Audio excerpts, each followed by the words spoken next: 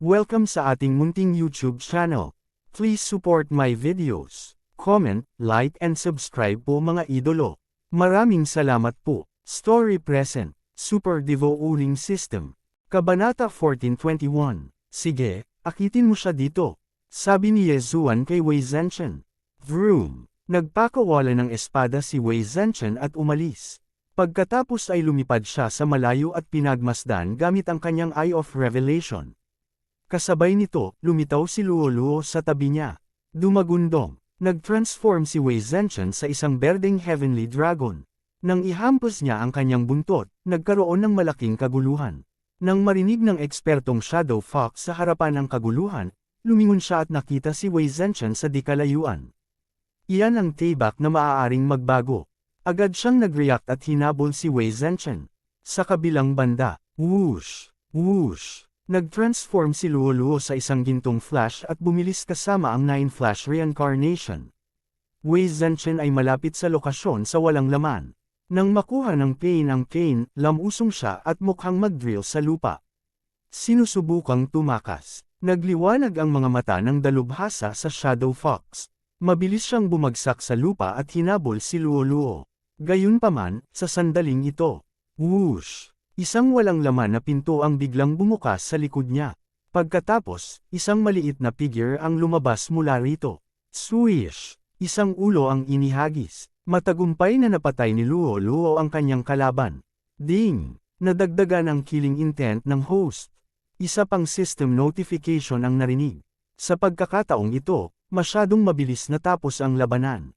Young Master, bagay sa akin ang Eye of the Void mo. Hindi napigilan ni Luo Luo na sumigaw. Itinago niya ang kanyang pagnakawan at bumalik kay Yezuan sa pamamagitan ng walang laman na pinto. Not bad, pero nangangati din akong lumaban. Kinuha ni Yezuan ang Chen Kun Ring mula kay Luo Luo at ngumiti ng alanganin. Bilang resulta, 2 sa 4 na Immortal level 6 na eksperto ang napatay. Susunod, mahahanap ni Yezuan ang problema sa natitirang 2. Ang perpektong kombinasyon ng Eyes of the Void at ang 9 Reincarnation Flashes ay ginawa silang hindi magagapi.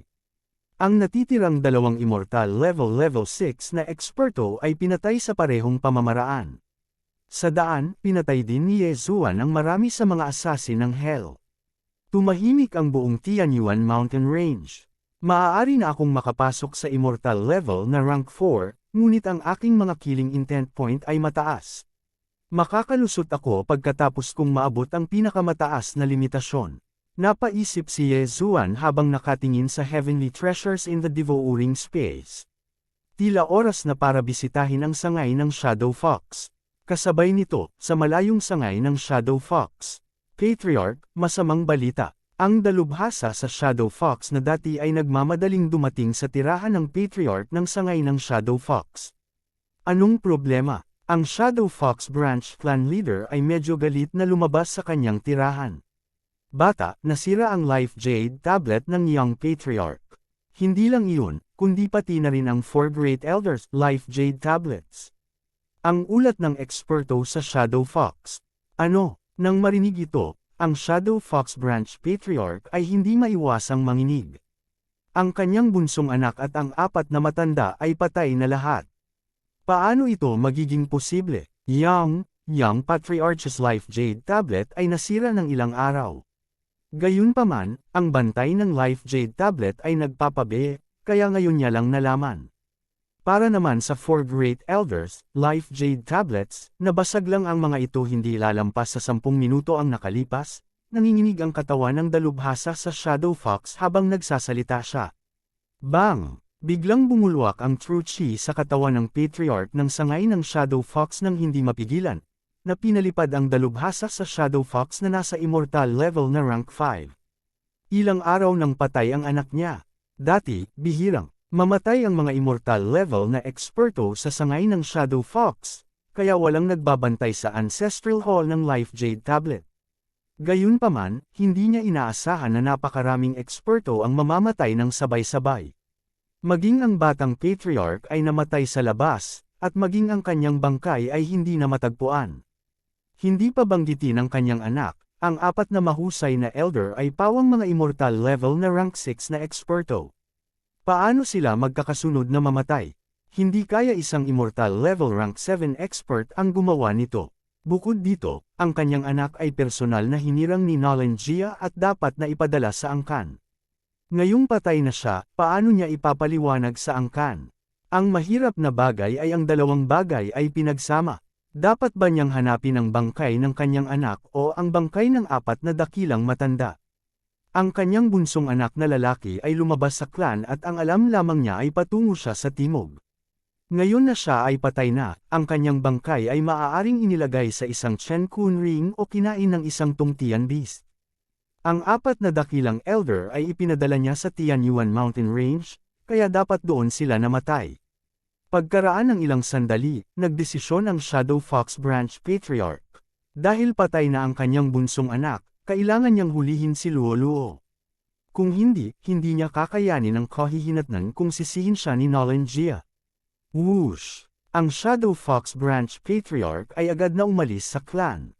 Kasabay nito, umalis din si Ye Zuan sa Tianyuan Mountain Range at tumungo sa Hilaga.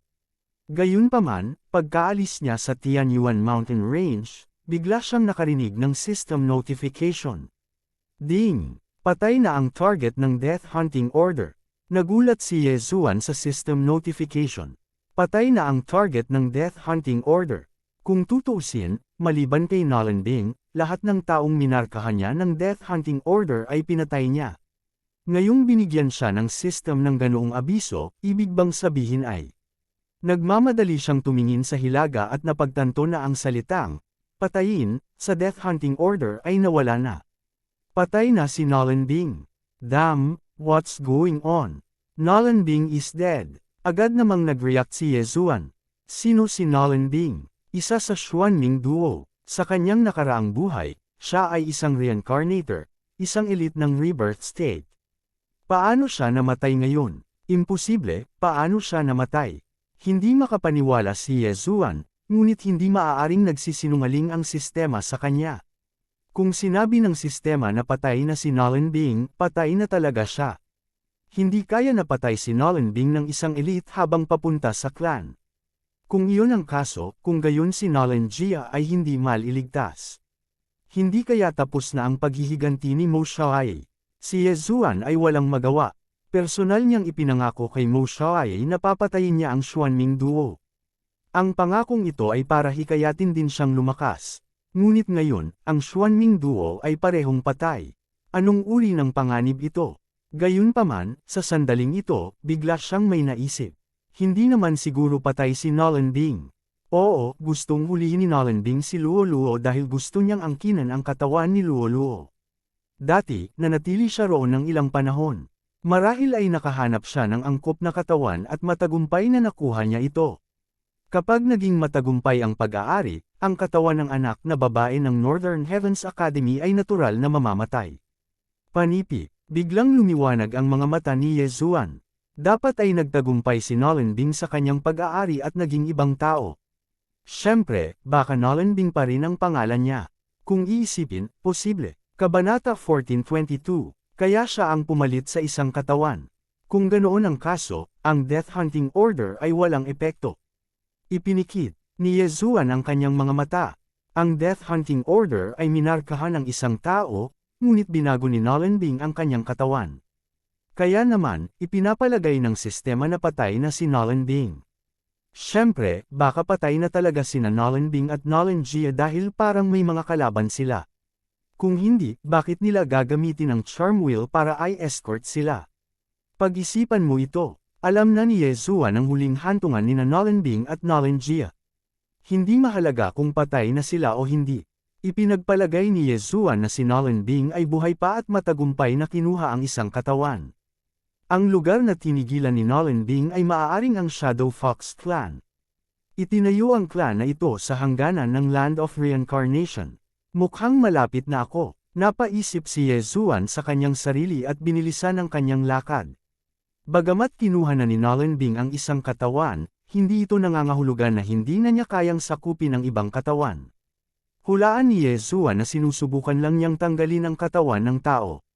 Kung nahuli niya si Luo Luo, maaari niyang sakupin muli ang katawan ni Luo Luo. Siyempre, posible rin na ang angkan ay nagsilang ng isang babaeng Shadow Fox na may mas mahusay na kwalipikasyon kaysa kay Luoluo. Kung ganoon, hindi na niya kakailanganin si Luoluo. Ginamit ni Yezuan ang kanyang Shadow Steps at sumugod patungo sa Shadow Fox clan. Ano man ang mangyari, kailangan muna niyang itaas ang kanyang layunin sa pagpatay sa pinakamataas na limitasyon. Gayunpaman, sa kanyang pagpunta sa Shadow Fox clan, nakatagpo siya ng napakalakas na aura. Immortal level 7. Nagtaas ng kilay si Yezuan. Gamit ang Eye of Revelation, nakikita niya na ang figure sa harap niya ay isang Immortal level 7 na eksperto. Kasabay nito, ang figure ay may 6 na buntot. Tila siya ang pinuno ng angkan ng Shadow Fox clan. Napagtanto niya na nasira ang Life Jade token at personal siyang dumating. Nag-react kaagad si Yezuan. Nang walang sinasabi, sinira niya ang kawalan at umalis sa eksena. Napansin din ng pinuno ng angkan ng Shadow Fox clan si Yezuan. Noong una, naghinala siya, ngunit pagkatapos makitang biglang umalis si Yezuan, nasiguro niya kaagad. Damn it, tumakas siya. Nagsumpa ang Shadow Fox Branch Patriarch. Alam niya na si Yezuan ang pumatay sa 4 na elder na nasa immortal level na rank 6. Kahit na hindi niya alam kung paano ito ginawa ni Yezuan, kadalasan ay tama ang kanyang instincts. Ngayong tumakas na si Yezuan, saang direksyon siya dapat habulin? Sa huli, nagpasya siyang tingnan muna ang Tianyuan Mountain Range, pagkatapos ay magtungo sa pinakamalapit na underworld at magpakilos ng mas maraming assassin. Gayunpaman, 5 minuto pagkatapos niyang umalis, bumukas muli ang Void Gate at lumabas dito si Wei Zhenchen. Pagkatapos suriin ang kanyang paligid, lumabas din si Yezuan mula sa Void Gate. Wala siyang kakayahang harapin ang isang walang kamatayang antas na Rango 7, ngunit maaari siyang pumunta sa sangay ng Shadow Fox upang magdulot ng gulo. Agad naman siyang nagpatuloy sa paglalakad. Sa kabilang banda, nang marating na ng Shadow Fox Branch Clan Leader ang Tianyuan Mountain Range, bigla siyang may naisip. May kakayahan si Yezuan na umalis sa kawalan. Marahil ay makakabalik din siya sa kawalan. Wala nang anumang immortal level na rank 6 na pinuno sa sangay ng Shadow Fox.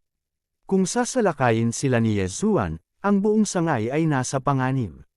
Ay hindi, sinumpa ng Shadow Fox Branch Clan Leader ang kanyang sarili dahil sa kanyang katangahan at agad na tumalikod para umalis. Bagamat mabilis siya, mas nauna sa kanya si Yezuan. Problema pa rin kung maabutin niya si Yezuan. Ginawa ni Yezuan ang kanyang Shadow Steps.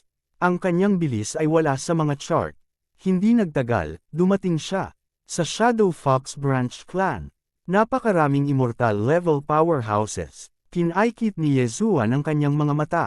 Mayroong hindi bababa sa 2,000 immortal level powerhouses dito. Hindi nakapagtataka na protektado sila ng isang malaking pamilya. Gayunpaman, hinanap ni Yezuan ang mga kaluluwa ng 4 na matatanda na namatay kanina. Para naman sa Shadow Fox Branch Clan Leader, siya mismo ang nakakita sa kanya. Sa makatuwid, mayroong pinakamaraming immortal level rank 5 powerhouses sa Shadow Fox Branch Clan. Sa madaling salita, walang makakapigil kay Yezuan. Luoluo, Wei Zhenchen, matandang puno, umalis na tayo. Ipinatawag ni Yezuan ang 3 sa kanila at pagkatapos ay naglakad patungo sa Shadow Fox Branch Clan. Bago pa sila makalapit ay may nakapansin sa kanila. Silang 4. Nang makita ng isang gwardya ng Shadow Fox Branch Clan si Yezuan at ang iba pang 4, ang kanyang katawan ay hindi maiwasang manginig. Ang mga larawan ni Yezuan at ng iba pang 4 ay kumalat sa buong sangay. Kahit na ang ibang mga organisasyon ay maaaring magkaroon ng mga ito. Paanong hindi niya makikilala ang mga ito? Bilasan mo, ipaalam mo sa mga matatanda. Nandito na ang mga taong hinahanap ng 2 amo. Agad na sumigaw ang guard. Ang kanyang boses ay ipinadala sa Shadow Fox Branch Clan, at agad nitong nakuha ang atensyon ng ilang immortal na antas na rank 5 na matatanda. May kabuuang 6 na immortal level na matatanda. 2 sa kanila ang nag-escort sa Xuanming Duo Demons palayo, habang ang natitirang 4 ay pinatay ni Yezuan. Gayunpaman, mayroon pa ring ilang immortal level na rank 5 na elder sa Branch Clan. Nang marinig nila ang tunog ay agad silang tumakbo palabas. Bukod doon, marami ring immortal level na Shadow Foxes. Napakarami, may daan-daan sila. Sinuri sila ni Ye Zuan gamit ang kanyang Eye of Revelation. Ang daan-daang figure na ito ay pawang immortal level na rank 3 at mas mataas. Sa napakarami sa kanila na nadagdag, katumbas sila ng isa o dalawang immortal level rank 6 powerhouses. Pero, luo-luo, mag-ingat sa kanilang alindog. Paalala ni Ye Zuan sa kanya, Master, huwag kang mag-alala. Kahit nasama-sama nilang gamitin ang Eye of Enchantment, wala itong epekto sa akin. Humajijek si Luo-luo. Kung pag-uusapan, nakaranas na siya ng 3 pagbabago at ngayon ay nasa kanyang 9-tailed form. Kahit na ang Shadow Fox ay itinuturing na isang dissenting bloodline ng Fox tribe, kumpara sa Heavenly Lord Fox, ito ay masyadong mahina. Marahil, sa sandaling ginamit ni Luo-luo ang ginintoang buhok sa buntot na matagal na niyang hindi ginagamit, marami sa kanila ang mapipigilan hanggang sa puntong hindi na sila makagalaw. Gayunpaman, mas mahusay na huwag ilantad ang ginintoang buhok sa buntot kung walang dahilan. Napagod ka na sa mga bakal na sapatos sa walang bungang paghahanap, para lang mahanap ito ng hindi nagkataon. Nakapasok ka na sa bitag. Nag-walk out ang isang immortal level rank 5 elder. Namilog ang mga mata niya at parang matatalo niya ang mga ito. Ganun ba? Bahagyang pumulupot ang mga labi ni Ye Zuan. Hinawakan niya ng mahigpit ang Crimson Flame Sword sa kanyang kamay at ipinikit ang kanyang mga mata. Siya ay handa na para sa isang malaking labanan. Siya ay Immortal Level Rank 3 habang si Luo-luo ay Immortal Level Rank 4. Walang aura ang Old Tree at Wei Zhenchen. Ang una ay Immortal Level Rank 4 habang ang huli ay Immortal Level Rank 5. Ang isang pangkat na tulad nito ay wala sa kampo ng Shadow Fox. Gayunpaman, ang kanilang lakas ay hindi makalkula ng normal. Go, hulihin ang binibini na iyon. Ang iba pa, patayin mo sila ng walang awa. Ang Immortal Level Rank 5 Elder ay nagbigay ng utos sa ilang Immortal Level Rank 4 powerhouses sa likod niya. Dahil wala ang pinuno, pakikinggan siya ng sangay. Kahit na ang pinuno ay nasa sangay pa, siya ay may malaking awtoridad. Iyon ay dahil siya ang ama ng pinuno ng sangay ng Shadow Fox. Kabanata 1423. Ang mga tao mula sa sangay ng Shadow Fox ay malamang na hindi alam na si Ye Zuan ay pumatay ng 4 na elder ng Immortal Level 6. Kung hindi, ang buong tribo ay magugulat sa halip na magpadala ng mga mahihina sa antas 4 na walang kamatayan upang humanap ng problema kay Ye Zuan. Pagtingin sa 4 na eksperto, na humahabol sa kanya, napangiti si Ye Zuan at sinabi sa mahinang boses, isa-isa. Patayin. Sa sandaling binigkas ang salitang patay, ay sabay silang sumugod palabas. Pagsabog ng layunin ng pagpatay. Walang katulad na Flame Dragon Slash. Kahit na madali niyang mapatay ang kanyang mga kalaban, gumamit pa rin si Ye Zuan ng malakas na pag-atake. Sa kabilang banda, hindi na kinailangan ni Luo-luo na gumamit ng 9 Flash. Sa halip, ginamit niya ang Demon Fox Flash. Para naman sa Old Tree at Wei Zhenchen, kaharap nila ang natitirang 2 tao. Sa parehong antas, ang Old Tree at Wei Zhenchen ay mas malakas kaysa sa kanilang mga kalaban. Not to mention, mas mataas ang level ni Wei Zhenchen kaysa sa kanila. Whoosh! Isang malutong na tunog ang narinig. Si Wei Zhenchen, na nasa immortal level na level 5, ay tumusok sa puso ng kanyang kalaban gamit ang kanyang espada. Hindi rin mahina ang matandang puno. Nang sinuntok niya ang kanyang kanang kamao, ang kanyang buong kanang braso ay naging makapal na sanga na tumusok sa dibdib ng kanyang kalaban. Anong angkan ng Shadow Fox? Napakahina nila. 4 na walang kamatayang level 4 na powerhouse ang pinatay ni Ye Zuan at ng 3 pa. Nang ang eksenang ito ay nahulog sa mga mata ng lahat mula sa sangay ng Shadow Fox, lahat sila ay nagulat. Bago sila makapag-react, sumigaw si Ye Zuan, patayin. Sa likod nila, nagmamadaling bumalik ang pinuno ng level 7 na branch na walang kamatayan. Kaya naman, kinailangan ni Ye Zuan na magmadali. Hanggat ang kanyang layunin sa pagpatay ay umabot sa pinakamataas na limitasyon, ipagpapalit niya ito para sa mga engravings point at makapasok sa immortal level na level 4. Sa isang iglap, sumugod silang 4 patungo sa buong sangay ng Shadow Fox. 4 sila laban sa buong tribo.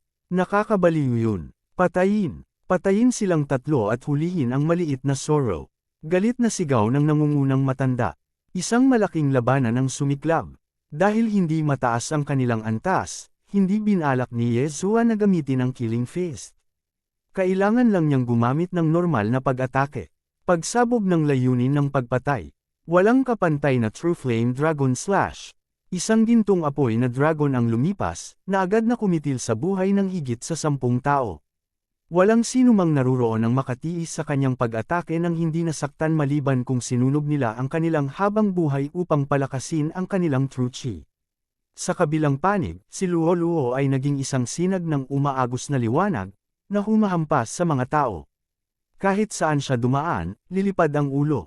Para kay Wei Zhenchen, napakalakas niya. Sa Immortal Phoenix Bloodline, walang makakapatay sa kanya, kahit na ang iilang Immortal level 5 elites. Bagamat medyo kulang ang lakas ng matandang puno, madali pa rin para sa kanya na makitungo sa mga mas mahina. Sa loob lamang ng ilang segundo, ang kampo ng sangay ng Shadow Fox ay nagdusa ng higit sa 100 casualty. Ang ilang immortal na antas ng rank 5 na powerhouse ay walang magawa sa kanila. Damn it, wala dito ang Patriarch. Ang natitirang 2 elder ay pumunta na para i-escort ang 2 Panginoon. Sumimangot ang isang immortal level rank 5 powerhouse. Sinong mag-aakala na ang marangal na Shadow Fox clan ay talagang matatalo ng 4 na tao? Hindi, may isang tao lamang. Sa 4 na Ye Zuan, si Ye Zuan lang ang tao. Mga tao, mga fox, mga demonyo, at isang sandata. Ang isang angkan ay talagang sinira ng 4 na tao at mukhang malapit na itong masira. Gayunpaman, nang ang grupong ito ng mga tao ay nagsiwalat ng itsura ng kawalan ng pag-asa, 2 figure ang biglang tumawid sa kalangitan. Nagbalik na sina Elder Nolan Yang at Elder Nolan Yao. Pagkasabi nito ay nagliwanag ang mga mata ng lahat. Sina Nolan Yang at Nolan Yao ang 2 immortal level na rank 6 na elder na nag-escort sa Xuanming Duo Demons. Dahil nakabalik na sila, si Ye Zuan at ang 3 pa ay tiyak na mamamatay ng walang libingan. Sa sandaling ito, napansin din sila ni Ye Zuan at hindi niya maiwasang mapangiti. Natatakot siya na ang mga puntong ito ng pagpatay sa layunin ay hindi sapat, ngunit hindi niya inaasahan na 2 immortal level rank 6 elite ang darating para maghatid ng mga benepisyo. Tama lang ito, Wei Zhenchen, Sword Blade Storm. Sa sandaling iyon, binigyan ni Ye Zuan ng utos si Wei Zhenchen. Kasabay nito, nagsimula rin siya ng pista ng pagpatay. Isang mabahong hangin at isang ulan ng dugo ang biglang umihip. Si Wei Zhenchen, na nasa immortal level rank 5, ay maaari pang pumatay ng isang immortal level rank 6 powerhouse pagkatapos gamitin ang Sword Blade Storm. Bilang karagdagan sa pagpapahusay na ibinigay ng Killing Fist, kahit na ang pinuno ng angkan ng sangay ng Shadow Fox ay hindi magagawang talunin ito. Sa pagsisimula ng pista ng pagpatay, habang dumarami ang mga napatay, patuloy na dumami ang pagpapahusay ni Ye Zuan. Hindi mapataas ng Killing Fist ang lakas ni Wei Zhenchen, ngunit maaari nitong palakihin ang lakas ng Sword Blade Storm. Sa isang kisap mata, ang Killing Fist ay nadagdagan ng 50%, at gayon din ang kapangyarihan ng Sword Blade Storm. Sa sandaling ito, ang 2 figure ay nagwalas na. How dare you? Tumigil ka! Ang 2 immortal level rank 6 powerhouses ay sumigaw. Gayunpaman, sa sandaling ito, napatay na ni Ye Zuan ang nangungunang elder, na siyang ama ng pinuno ng angkan ng sangay ng Shadow Fox. Hindi lang iyon, ngunit ang iba pang immortal level na rank 5 elder ay maaaring napatay ng Sword Blade Storm o niluo-luo. Ang pagpapahusay sa pista ng pagpatay ay agad na nadoble. Sige, patayin mo silang 2. Inutusan muli ni Ye Zuan si Wei Zhenchen. Ang Sword Blade Storm na nadoble sa kapangyarihan ay walang problema sa pagharap sa 2 immortal level rank 6 powerhouses. Pagkatapos ng lahat, si Wei Zhenchen ay nasa immortal level rank 5 at mayroon siyang immortal Phoenix Bloodline. Ang Sword Blade Storm ay hindi madaling ikalat. Bukod pa rito, sa tulong ni Ye Zuan at Luo Luo, ang 2 sa kanila ay maaaring hindi makaligtas ng higit sa 3 segundo. Napakalakas ng pag-atake, Northern Underworld Heavenly Water. Nagliwanag ang mga mata ni Nolan Yang at nabuo ang mga itim na patak ng tubig. Ang kanyang nakababatang kapatid na lalaki, si Nolan Yao, ay tumayo sa kanyang likuran at bumuo ng isang Eye of Enchantment sa ibabaw ng kanyang ulo. Gayunpaman, ang Eye of Enchantment ay walang silbi laban kina Yezuan at Luoluo. Si Wei Zhenchen ay walang mga mata, kaya natural, ito ay walang silbi laban sa kanya. Kung tungkol sa Old Tree, nasa Immortal level rank 4 lang siya. Masyadong mahina ang kanyang kakayahan, kaya walang silbi ang Eye of Enchantment laban sa kanya. Sa makatuwid, ang Eye of Enchantment ay walang silbi. Northern Underworld Heavenly Water. Ang mukha ni Nolan Yao ay naging malungkot habang ginagawa niya ang parehong galaw. Swoosh, swoosh, swoosh. Ang mga itim na patak ng tubig ay bumaril na parang mga cannonball at bumangga sa Sword Blade Storm. Tunay na makapangyarihan ang galaw, ngunit matapos ang dugong espada ay matusok ng mga itim na patak ng tubig, mabilis itong nakabawi. Huwag kalimutan, si Wei Zhenchen ay mayroong Immortal Divine Phoenix Bloodline. Ano? Nagulat ang magkapatid at kinailangan nilang itaas ang kanilang mga kamay para umatake.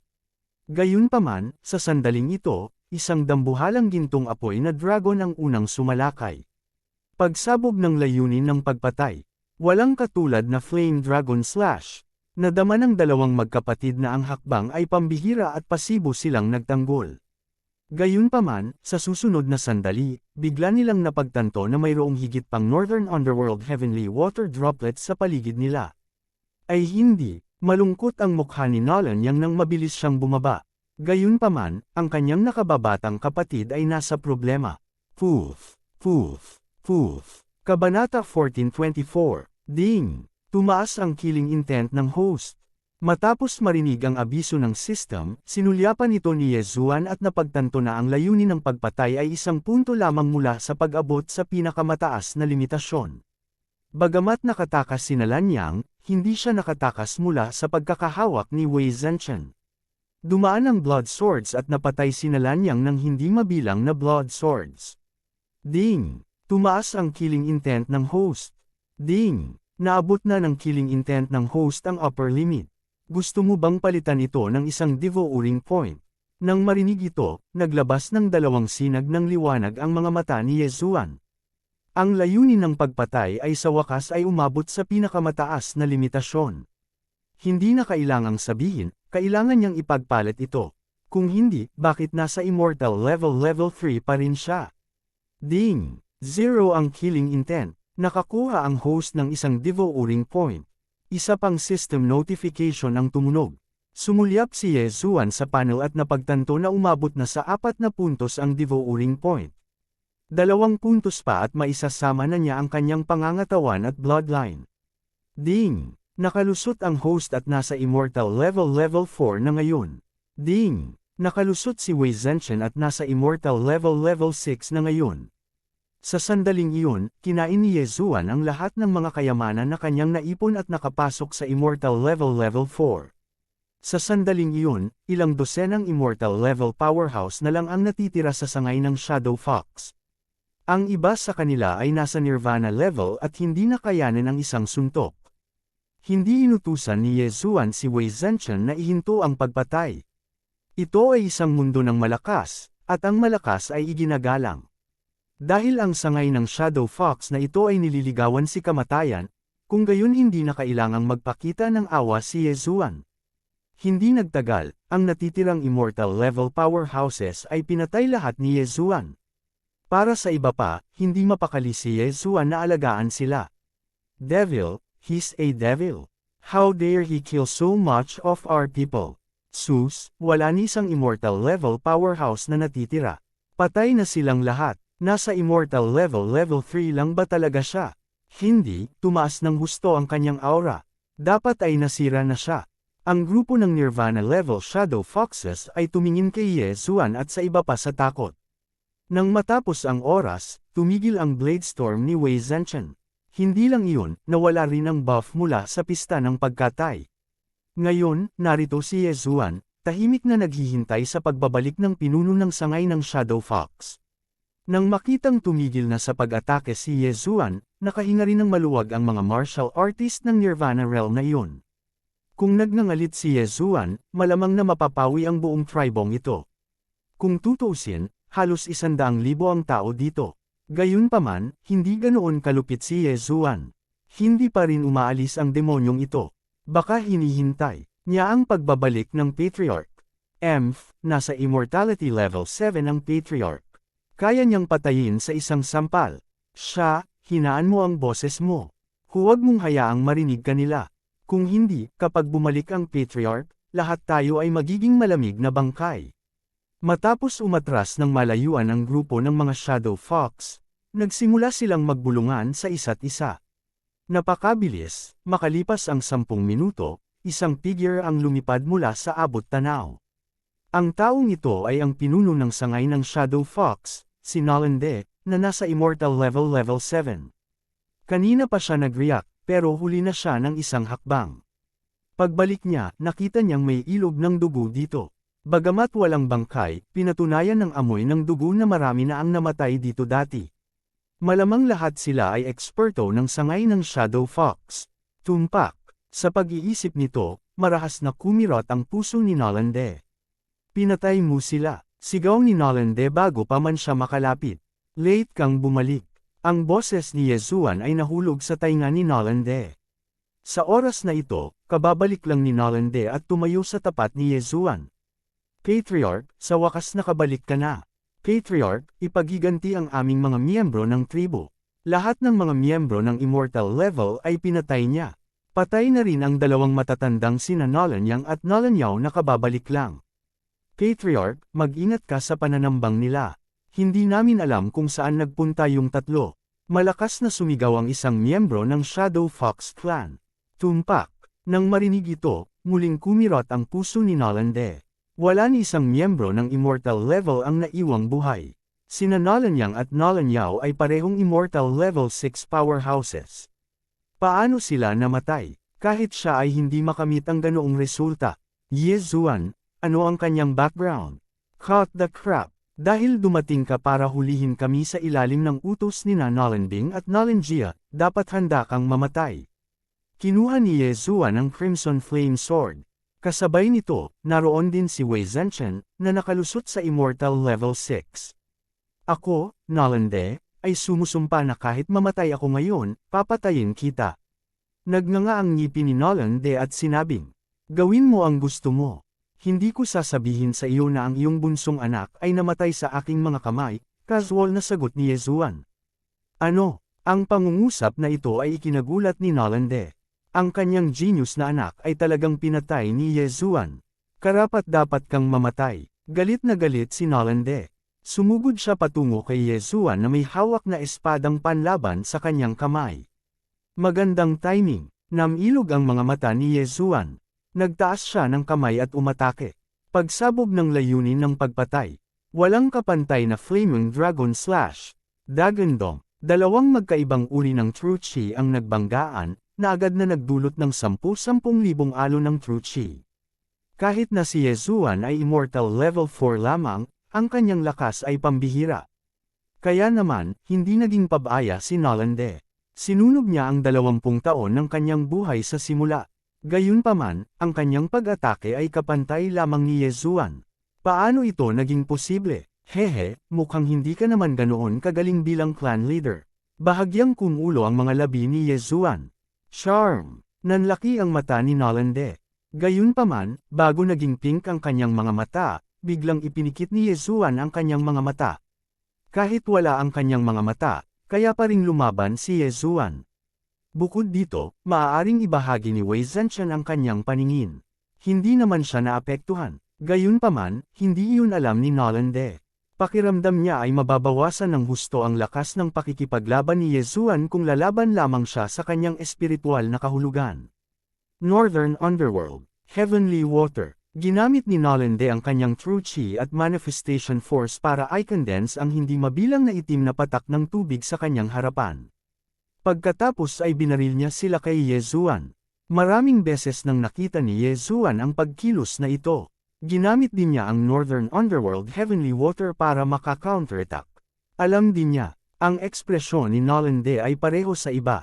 Lahat sila ay kakaiba. Sa normal na mga pangyayari, sa tuwing gagamitin ni Yezuan ang hakbang na ito, ang kanyang kalaban ay karaniwang gumagamit ng Northern Underworld Heavenly Water Armor. Gayunpaman, hindi ginawa ni Nalande. Pumunta ka. Napailing si Nalande gamit ang kanyang True Chi. Ang mga itim na patak ng tubig na pinalapot ni Yezuan ay biglang binaril kay Yezuan. Nang makita ito, hindi napigilan ni Yezuan na mapabuntong hininga. Medyo kaya mo, sa kasamaang palad, nakapaglagay na siya ng bitag bago dumating si Nalande. Whoosh! Biglang bumukas ang isang void door sa harap ni Yezuan at pinrotektahan si Yezuan.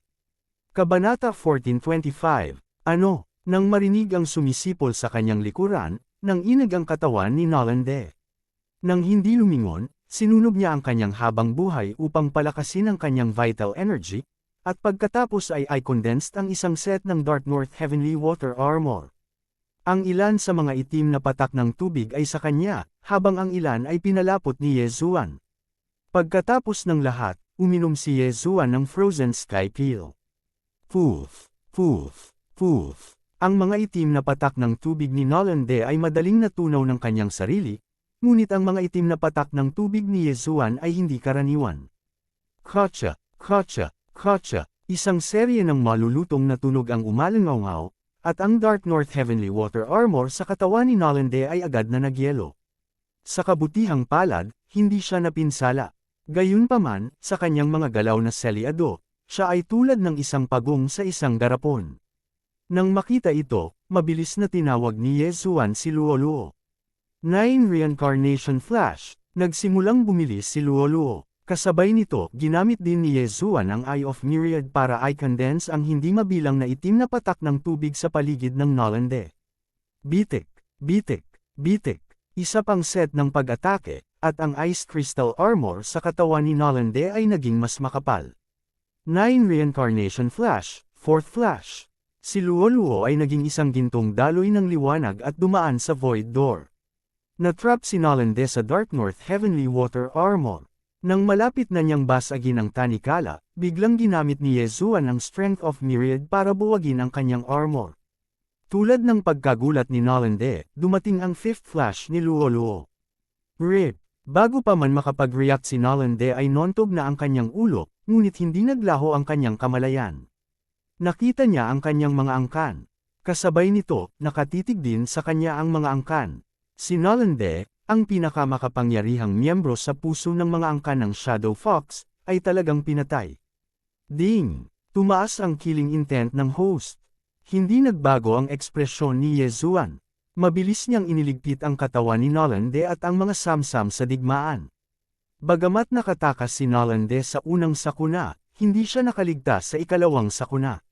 Sa huli, hindi pa rin siya nakatakas sa kamatayan.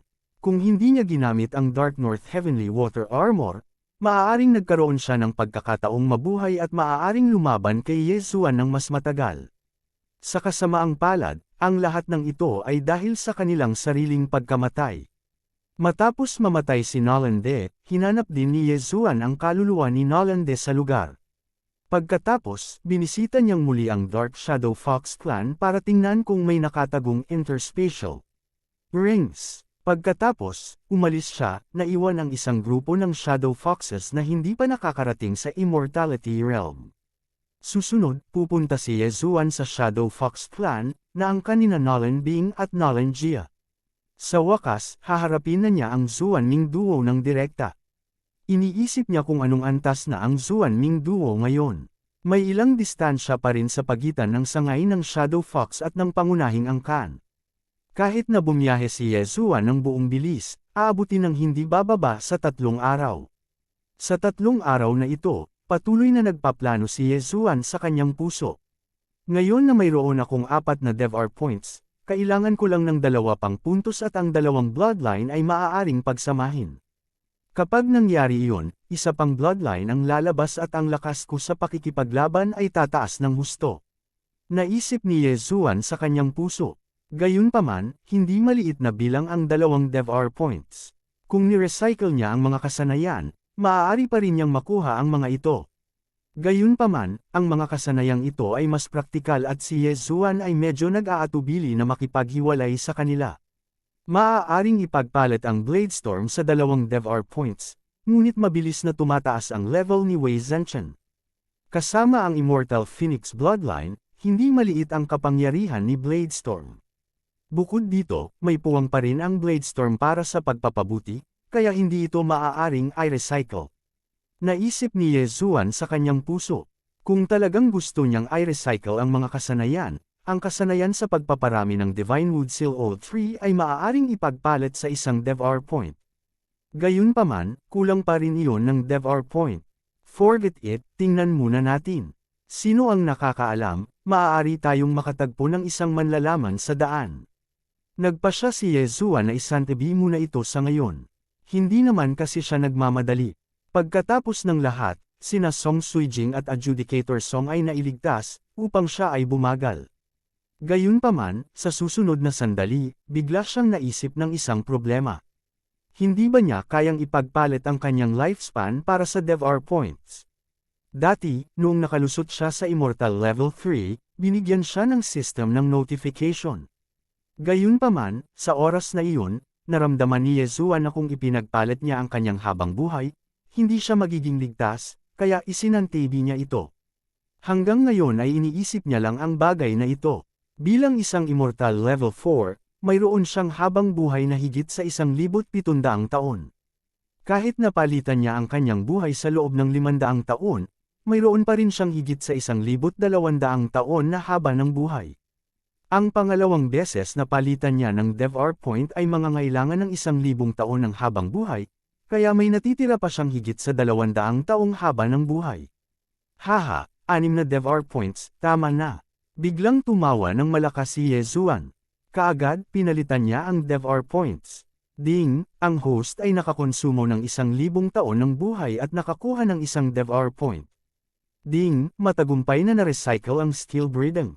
Ang host ay nakakuha ng isang DevR point.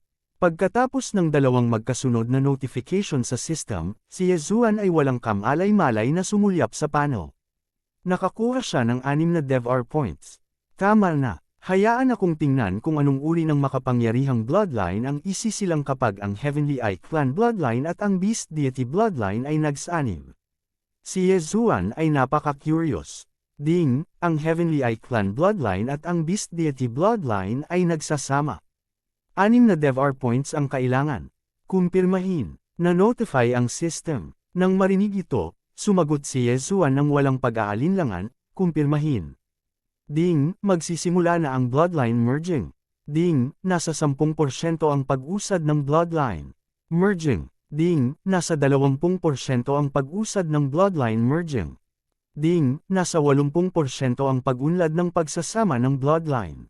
Ding, nasa 70% ang pag-unlad ng pagsasama ng bloodline. Di nagtagal, ang pag-unlad ng pagsasama ng bloodline ay nadagdagan sa 70%. Ding, nasa 100% ang pag-unlad ng pagsasama ng bloodline. Ding, bloodline merging. Nakuha ng host ang bloodline ng Immortal Eye Unicorn. Gusto mo bang i-merge agad ito?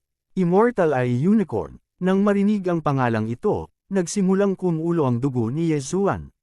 Unicorn. Ito ay ang unicorn bloodline. Ang unicorn ay ang tradisyonal na banal na hayop ng China. Saan man lumitaw ang unicorn, mayroong mga mapalad na palatandaan. Karaniwan, ang unicorn ay ang bundok ng mga Diyos. Mukhang nakakuha na ako ng magandang bloodline this time. Panipi. Nagliwanag ang mga mata ni Yezuan at agad na sumagot sa kanyang isipan, oo. Ding, Immortal Eye Unicorn bloodline na nagsasama. Nang tumunog ang system notification, naramdaman ni Yezuan na iba ang kanyang buong katawan. Kasabay nito, naramdaman niya ang pag-aapoy sa kanyang likod. Mabilis niyang hiniling sina Luo Luo at Wei Zhenchen na lumabas at tingnan. Natagpuan niya na ang mga damit sa kanyang likod ay nasunog hanggang sa malutong at lumitaw ang isang tato. Wow, anong klaseng halimaw ito? Napaka-cool. Hindi napigilan ni Luo Luo na ibuka ang kanyang bibig. Sa pamamagitan ng ibinahaging paningin ni Wei Zhenchen, nakita din ni Yezuan ang tato. Kabanata 1426, Unicorn Tato. Nagtaas ng kilay si Yezuan. Sa pagkakataong ito ay kahangahangang. Ito ang unang pagkakataon na nakakita siya ng tato sa bloodline ng isang tao. Agad niyang sinimula na suriin ang linya ng unicorn ng Immortal Eye. Ang Unicorn of the Immortal Eye bloodline ay isang bagong bloodline na nabuo mula sa pagsasanib ng bloodline ng Celestial Eye at ng bloodline ng Beast God. Kasama sa bloodline na ito ang karamihan sa mga kakayahan ng parehong bloodline. Ang bloodline ng Celestial Eye ay nagkaroon ng kaunting pagbabago sa kanilang mga pangalan, ngunit ang kanilang mga epekto ay pareho pa rin. Sumimangot si Yesuan at binago ang mga pangalan pabalik sa orihinal na Eye of Revelation, Eye of Perception, Eye of Soul, Eye of Eternity, Eye of the Void, at iba pa. Gayunpaman, ang Eye of Destruction at Eye of Glory ay nawala, at ang vital energy ng unicorn ay naabsorb. Ang vital energy ng unicorn ay ang pagsasanib ng Eye of Glory at Eye of Destruction. Ang vital energy ng unicorn na ito ay lubhang nangingibabaw, at mayroon itong kakayahang sunugin ang lahat ng bagay sa mundo. Ito talaga ang nabubulok na epekto ng Eye of Destruction. Bilang karagdagan, ang vital energy ng unicorn ay nagpapataas din ng fire resistance ni Yesuan at ang lakas ng kanyang mga atake sa apoy. Kapareho ito ng pagsulong ng Immortal Phoenix Bloodline ng Rising from the Ashes. Bilang karagdagan sa vital energy ng unicorn at sa pagsulong ng Immortal Eye, mayroong tatlong iba pang mga landas sa pagsulong. Ang isa ay ang Unicorn's Physique, ang isa ay ang Unicorn's Deterrence, at ang huli ay ang Unicorn's Descent. Ang Unicorn's Physique ay ang pagsulong ng lakas at liksi ng bloodline ng Beast God. Ito ay orihinal na 11 beses na pagsulong, ngunit pagkatapos ng pagsasanib ng linya ng dugo, ito ay itinaas sa 12 beses na pagsulong. Kasama sa Unicorn's Deterrence ang lahat ng katangian ng target, rate ng paglago ng target, pagpapalawak ng target, epekto ng pag-atake ng target laban sa mga hayop, at mga benepisyo ng paglamon sa mga bangkay ng mga hayop. Ito ay sa una ay 10 beses na pagsulong. Tulad ng para sa huling Unicorn's Descent, ito ay isang aktibong kakayahan. Kapag na-activate na, tatawag ito ng Unicorn para makipaglaban. Ito ay isang napakalakas na hakbang. Gayunpaman, ang Unicorn Descent na ito ay walang cooldown. Sa bawat oras na ginamit ito, hindi na ito makakabawi sa paglipas ng panahon. Kakailanganin itong lamunin ang mga bangkay ng hayop at mga kaluluwa ng hayop upang makabawi. Higit pa rito, tila ang unicorn ay maaari lamang magpatawag ng isang unicorn hoof. Pagkatapos lamang na umabant sa mas mataas na antas sa hinaharap ay mapapatawag niya ang buong unicorn. Ang Immortal Eye Unicorn Bloodline ay may kabuuang 5 pagsulong, na ang Immortal Eye, Unicorn Vital Energy, Unicorn Physique, Unicorn Deterrence, at Unicorn Descent. Matapos basahin ito, naramdaman din ni Yesuan na ang 6 na DevR points ay mahusay na nagamit. Isinasantabi ang katotohanan na ang lahat ng kakayahan ng kanyang Heavenly Eyes ay napabuti, ang Zinki ng Unicorn lamang ay napakahusay na. Muli nitong pinalakas ang kanyang mga atake sa apoy at paglaban, at nagbigay din ito sa kanya ng epekto na mas malakas pa kaysa sa Eye of Annihilation at ng Eye of Glory's Incinerate Everything. Bukod doon, tumaas ng 10% ang kanyang lakas at dexterity. Tumaas ng 20% ang kanyang mga katangian ng halimaw, bilis ng paglaki, pagpapalawak ng halimaw, pag-atake ng halimaw, at DevR points. Pinakamahalaga, mayroon siyang bagong trump card, Unicorn Descent. Sa kabuuan, lubos na nasisiyahan si Yesuan sa Immortal Eye Unicorn Bloodline na nakuha niya pagkatapos ng pagsasama ng Bloodline. Ito lang ang Bloodline Integration. Nagtataka siya kung gaano kalakas ang Divine Sword Bloodline at ang Divine Slayer Bloodline pagkatapos ng pagsasama ng dalawang combat bloodline. Sa aking kasalukuyang kakayahan, kahit na hindi ako gumamit ng mga panlilinlang na pandaraya, natatakot ako na madali kong mapatay ang isang Immortal Level 7 powerhouse. Ang kumpiyansa ni Yesuan ay wala sa mga chart. Nagbago na rin ang vital energy sa kanyang katawan. Ito ay higit na makapangyarihan kaysa dati, at nagkaroon pa ito ng epekto ng pagsunog sa lahat. Ang Immortal Phoenix Bloodline, ang Immortal Eye Unicorn Bloodline, ang Unparalleled Flame Dragon Slash, at ang Burning Sky Peel ay nagbigay daan sa mga fire attacks ni Yesuan na umabot sa isang nakakatakot na level. Nagkaroon din ng Unicorn Descent. Bagamat isang kuko lang ang kaya niyang ipatawag ngayon, ito ay ang kuko ng unicorn. Maaari nitong matapakan ng isang Immortal Level 7 powerhouse hanggang mamatay sa isang sipa. Young Master, pakiramdam ko ay nagbago na ang bloodline sa katawan mo. Bigyan mo ako ng dugo at tikman ko. Nagningning ang mata ng matandang puno nang magsalita ito. Walang problema, walang pag-aalinlangan, inimbak ni Yesuan ang ilan sa kanyang bagong dugo at ibinigay ito sa lumang puno.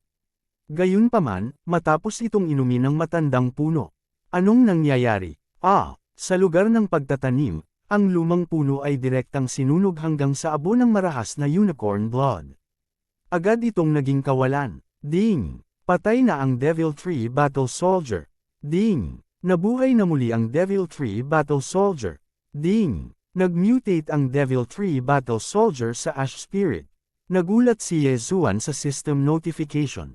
Nag-mutate ang Old Tree pagkatapos uminom ng unicorn blood. Sa lugar ng pagtatanim, ang katawan ng lumang puno ay nagreporma. Ang orihinal na katawan nito ay isang puno, ngunit pagkatapos inumin ng unicorn blood, ang orihinal na katawan nito ay sinunog hanggang sa abo. Sa huli, nag-mutate ito sa isang nilalang na tinatawag na Ash Spirit. Agad na tumutok si Yesuan sa lugar ng pagtatanim. Nakita niya na ang matandang puno ay naging apoy na hugis tao. Napakalakas ng unicorn blood. Sinunog nito ang matandang puno hanggang mamatay. Gayunpaman, ang lumang puno ay muling isinilang at na-mutate. Ang Immortal Phoenix Bloodline ay mayroon ding fire attribute. Gayunpaman, maayos ang lumang puno pagkatapos itong inumin. Ngayong nakainom na ito ng unicorn blood, nag-mutate ito. Malamang na epekto iyon ng Immortal Phoenix Bloodline at ng Immortal Eye Unicorn Bloodline na pinaghalo. Lolo Tree, ano ang pakiramdam mo? Hindi maiwasang magtanong ni Luo. Mas malakas ang pakiramdam ko kaysa dati. Ang apoy ko ay binubuo ng Immortal Phoenix Bloodline at ng Immortal Eye Unicorn Bloodline na Ningas. Napakalakas nito, hindi naiwasang sabihin ng matandang puno. Kasabay nito, nag-transform ito sa kanyang anyo ng tao. Nang mag-transform ang Devil Tree Battle Soldier sa anyo nitong tao, isa pa rin itong patay na puno sa ilalim ng balat nito. Gayunpaman, ngayon, mayroong walang katapusang apoy sa ilalim ng balat nito. Ito ay sa panimula ay naiiba. Dati, takot ito sa apoy. Gayunpaman, ngayon na ito ay naging apoy, ito ay natatakot sa tubig. Ding! Ang Divine Wood Seal ay naging Burning Sky Seal. Nang marinig ito, hindi sinasadya ni Yesuan na sumulyap sa mga katangian ng Old Tree. Nag-aapoy na sun rope, nagngangalit na kalasag ng apoy, nalalabi na alaw. Binibigkas ni Yesuan sa kanyang puso. Ang tatlong kasanayang ito ay lumitaw pagkatapos mag-mutate ang Old Tree. Matapos makita ang tatlong kasanayang ito, ang una niyang reaksyon ay nakinabang siya. Dati, naalala niya ang mga kakayahan ng Old Tree. Ngayon, pagkatapos ng mutation, mayroong tatlong bagong kasanayan. Siya ay nakinabang sa wala. Ang Flaming Sun Rope ay isang control skill. Gumamit ito ng apoy para i-lock ang kalaban at higpitan ang kanilang paggalaw. Ang Raging Flame Shield ay nag-condense ng isang layer ng apoy sa paligid ng katawan. Maaari itong sumipsip ng mga pag-atake at pagkatapos ay sumabog. Para sa Remnant Flame, maaari itong lumikha ng flame clone mula sa malayo. Pagkatapos, ang Old Tree ay maaaring agad na lumipat ng lugar gamit ang flame clone na ito at atakihin ang kalaban. Mahirap nang sirain ang flame clone na ito. Kasama ang Immortal Phoenix Bloodline, halos perpekto ito. Ang pinakamahalagang bagay ay ang Residual Flame ay isang skill na walang cooldown. Sa madaling salita, maaaring gamitin ng Old Tree ang Remnant Flame sa hinaharap. Ang mga pag-atake ng teleportasyon nito ay magiging kakilakilabot. Tulad ng para sa Flaming Sun Rope at Raging Flame Shield, ang kanilang mga cooldown ay isang araw. Bakit pumirma kami ng Old Tree ng isang co-growth contract? Panipi, sa sandaling ito, napagtanto ito ni Yesuan. Nauna nang pumirma si Wei Zhenchen ng isang co-growth contract sa kanya. Gayunpaman, ngayon, ang Old Tree ay pumirma na rin ng isang kontrata pagkatapos ng mutation. Ito ay isang magandang bagay. Kabanata 1427, mga halamang gamot, mga materyal na langit na may katangian ng apoy at mga kayamanan sa lupa, o kahit na mga bangkay. Nagulat si Yesuan, si Wei Zhenchen ay makakain lamang ng mga mineral at armas, na itinuturing na madali para kay Yesuan. Gayunpaman, kamangha-mangha na ang lumang puno ay makakalusot sa napakaraming channel. Gayunpaman, nakita ni Yesuan ang isa pang paghihigpit. Ang matandang puno ay hindi maaaring maging tatlong ranggo na mas mataas kaysa sa kanya. Si Yezuan ay nasa immortal level na rank 4, na nangangahulugan na ang old tree ay maaari lamang sa immortal level na rank 7. Bilang karagdagan sa nakaraang kontrata, ang old tree ay maaari lamang nasa immortal level na rank 4 hanggang rank 7. Kahit na may restriction, hindi pa rin masama. Nasiyahan si Yezuan dahil si Wei Zhenchen ay tila hindi tatlong ranggo na mas mataas kaysa sa kanya. Sa kabuuan, malaki na ang kinita niya sa pagkakataong ito. Dahil ang unicorn blood ay may ganoong epekto, maaaring ibigay ni Yezuan ang ilan nito kay Wei Zhenchen. Sa kasamaang palad, walang epekto si Wei Zhenchen. Ito ay pareho para kay Luo Luo. Matapos ubusin ni Luo Luo ang unicorn blood, ang Heavenly Lord Fox bloodline sa kanyang katawan ay bahagyang napigilan. Sa kabutihang palad, nagawa niyang maalis ang unicorn blood sa oras. Kung hindi, ito ay isang trahedya. Halika, Wei Zhenchen, halika at makipaglaro ka sa akin. Ang lumang puno ay napuno ng layunin ng labanan. Nag-mutate siya at nag-level up sa immortal level na rank 5. Gayunpaman, hindi siya natatakot kay Wei Zhenchen na nasa immortal level na rank 6. Nagkaroon ng malaking labanan sa lugar ng pagtatanim. Gayunpaman, pareho silang may bloodline na Immortal Phoenix. Hindi kayang patayin ni Wei Zhenchen ang Old Tree habang hindi kayang patayin ng Old Tree si Wei Zhenchen. Ito ay mahusay, sa tulong ng dalawang makapangyarihang nilalang. Tuwang-tuwa si Yezuan kaya hindi niya maisara ang kanyang bibig. Ang Immortal Unicorn Blood ay may elemento ng apoy. Kasama ang Immortal Phoenix Bloodline, nagdulot ito sa kanya ng maraming benepisyo. Kung ang linya ng dugo ng Sword God at ang linya ng dugo ng Slaughter God ay pinagsama sa isang linya ng dugo na katangian ng apoy, kung gayon ito ay magiging kahanga-hanga. Sa lalong madaling panahon, 3 araw na ang lumipas. Sa nakalipas na 3 araw, nakalusot din si Luo Luo sa Immortal Level Rank 5. Ang kanyang kakayahan ay umunlad ng husto. Maliban kay Yezuan, si Luo Luo at ang Old Tree ay nasa Immortal Level Rank 5 habang si Wei Zhenchen ay nasa Immortal Level Rank 6. Sa ganoong lakas, sila ay magiging isang puwersa na dapat isaalang-alang sa Shadow Fox Clan. Sa sandaling ito, nakarating na si Yezuan sa kanyang destinasyon. Sa gilid ng kanyang paningin ay ang Shadow Fox Clan kung saan naroon ang Zuanming Duo Demons. Mukhang walang eksperto sa Rebirth Realm ang Shadow Fox Clan. Mukhang pumunta na ang eksperto sa Rebirth Realm sa Land of Reincarnation at naghahanda na ilipat ang buong clan sa. Napaisip si Yezuan sa kanyang sarili. Sa madaling salita, mayroong halos lahat ng eksperto sa Immortal Level Rank 9 dito. Sa kanyang kasalukuyang kakayahan, hindi naging problema para sa kanya na harapin ang mga nasa Immortal Level na Rank 7. Gayunpaman, magiging mahirap para sa kanya na makitungo sa mga nasa immortal level na rank 8. Sa makatuwid, kailangan niyang mag-level up. Ako ay nasa immortal level na rank 4. Pagkatapos makuha ang immortal ay unicorn bloodline, ang epekto ng aking soul ay nag-improve ng husto. Dapat kaya kong kontrolin ang isang miyembro ng Shadow Fox Clan sa immortal level rank 4. Sa pag-iisip nito, nagliwanag ang mga mata ni Yezuan nang makita niya ang isang pangkat ng Shadow Foxes na patungo sa clan. Whoosh! Sa sandaling iyon, mabilis siyang sumugod. 3 lang ang tao sa team.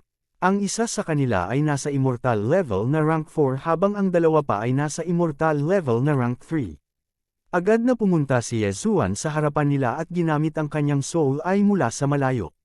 Ding! Kontrolin ng matagumpay. Ding! Kontrolin ng matagumpay. Ding! Nabigo ang kontrol. 2 ang nagtagumpay habang ang isa ay nabigo. Ito ay sa loob ng inaasahan ni Yezuan. Sino yun? Ang miyembro ng Shadow Fox Clan sa immortal level na rank 4 ay nanginig. Gayunpaman, hindi niya makita si Yezuan at maaari lamang siyang maging maingat. Sa sandaling ito, muling dumating ang pag-atake ni Yezuan. Soul Eye. Pagkatapos ng kabuuang 3 pagtatangka, sa wakas ay narinig niya ang isang notification ng system. Ding! Kontrolin ng matagumpay. Sa parehong antas, kailangan pang gamitin ni Yezuan ang kanyang soul eye ng ilang beses bago niya ito makontrol. Ito ay dahil din sa Charm Fusion Crystal. Hindi alintana. Kung ito ay ang Shadow Fox Clan o ang clan, halos lahat ay may Charm Fusion Crystal na naging dahilan upang mahirap kontrolin. Sa kabutihang palad, ang miyembro ng Shadow Fox Clan sa Immortal level na rank 4 ay mayroon lamang 3 buntot. Kung hindi ito makokontrol ni Yezuan. Anong pangalan mo? Lumapit si Yezuan at tinanong ang miyembro ng Shadow Fox Clan na nasa Immortal level rank 4. Nolan Ming. Sumagot ang batang miyembro ng Shadow Fox Clan.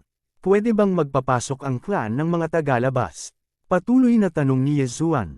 Oo, ngunit ang kanilang antas ay hindi maaaring lumampas sa Immortal level na rank 5. Tumango si Nolan Ming. Kasali pa ba sa clan sina Nolan Bing at Nolan Jie? Tanong muli ni Yezuan. Ito, tumigil si Nolan Ming at umiling. Ang kinaroroonan ng dalawang matanda ay hindi natin malalaman.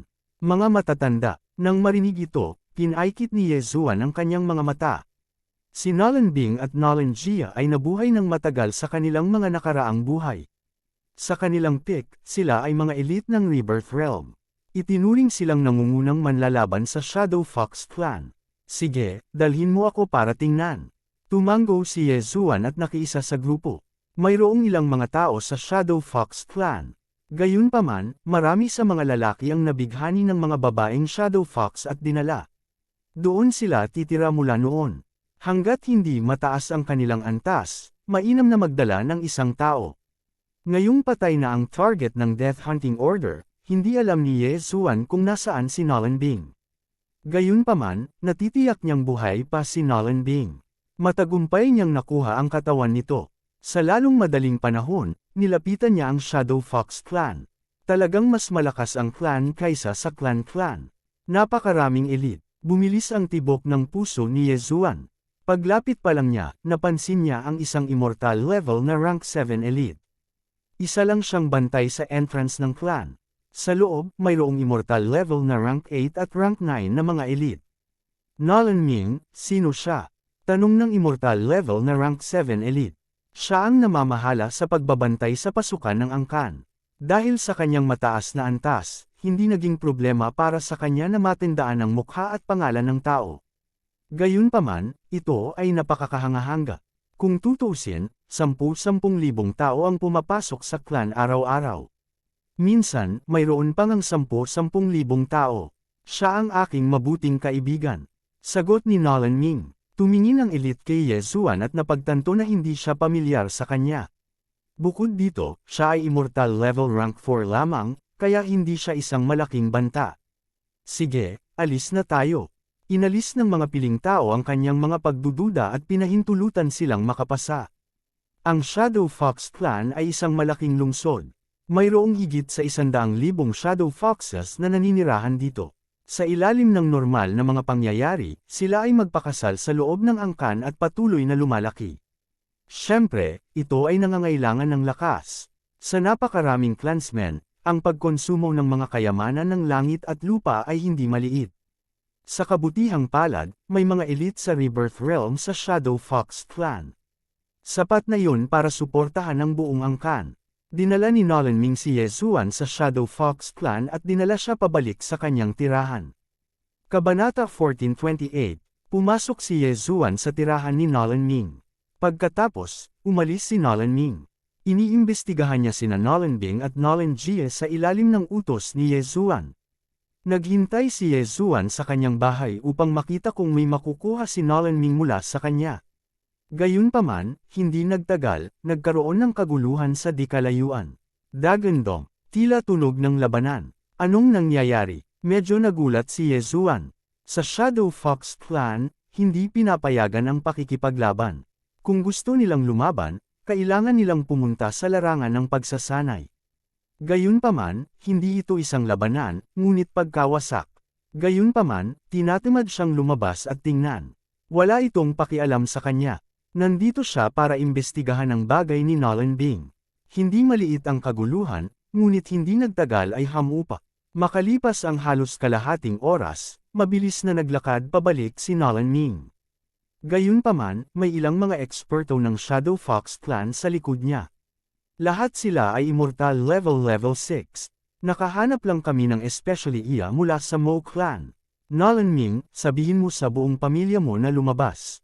Isang immortal level 6 na powerhouse na sinabi kay Nolan Ming. Ito, medyo nag-alinlangan si Nolan Ming. Mayroon siyang dalawang babae sa kanyang angkan, ngunit nag-aalala siya kay Ye Zuan. Sa sandaling ito, narinig ni Ye Zuan ang kaguluhan at ang kanyang puso ay hindi maiwasang manginig. Isang especially iya mula sa Mo Clan. Agad namang nag-react si Ye Zuan. Ang Mo Clan kaya ay angkan ni Mo Xiaoyi. Sinasabing ang Underworld ay itinatag ng dalawang angkan. Ang isa ay ang Nolan Clan, at ang isa ay ang Mo Clan. Sa pagbabalik sa Shadow Fox Clan, natakot sina Nolan Bing at Nolan Jia na malaman ng Mo Clan at mapatay sila sa duyan. Pagkatapos ng lahat, ito ay dalawang reincarnator. Tila ang kaguluhan kanina ay dulot ng Mo Clan na nakalusot. Gayunpaman, dahil hindi pinayagan ng clan na makapasok ang immortal level 5 powerhouses, mabilis silang napigilan. Ngayon, nagsimulang imbestigahan ng Shadow Fox Clan ang mga nanghihimasok. Mukhang kailangan ko munang umalis. Napaisip si Ye Zuan sa kanyang sarili. Inutusan niya si Wei Zhenchen na gawing tasa at ilagay ito sa mesa.